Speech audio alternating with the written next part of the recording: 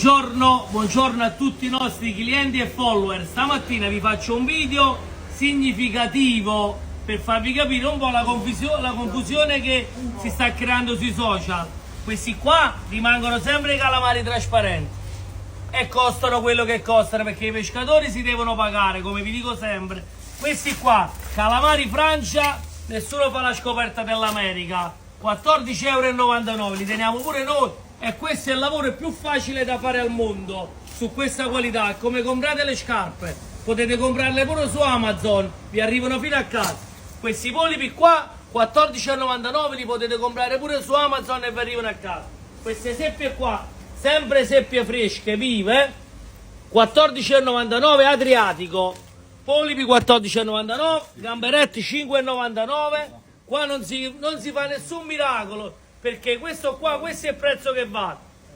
Totani al locale, scompra a 3,99 €. Vieni qua, poi vi facciamo vedere sempre lo spettacolo di Dondò, quello che fa la differenza, quella che non si possono fare i prezzi. Ecco qua, calamare locale trasparente per tutto quanto, lo spettacolo, pre-dentice locale parlo, solo lo spettacolo, dentice locale bellissimo, guarda che colore, guarda che spettacolo questo Dondò, guarda, coccio palangaro, coccio dai 1000 colori, gambero rosse per tutto quanto, marmoro, rate di mare, e fai una bella panoramica. Luigi, fai vedere. Poi ci stanno i mezzi calamari di Paranza a 20 €. Vieni qua, fai vedere. Questo qua è un'altra cosa. Queste sono ostriche rosa della Puglia e sono ostriche pregiate e sono ostriche che ti permettono di fare la differenza. Queste sono le Gilardò, questa è quella la economica, buona, Olanda. Dovete capire che ogni articolo è articolo, però dovete capire che la qualità non è mai uguale.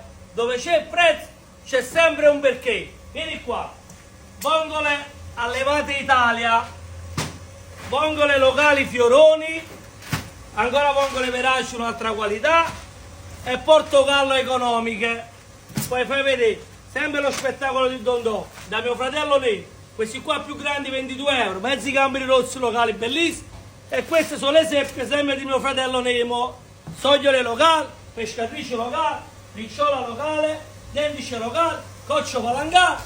E mo vi invito ad una cosa, venite qua, che un po' di scuola ve la faccio. Un bacio e vi aspettiamo in tanto.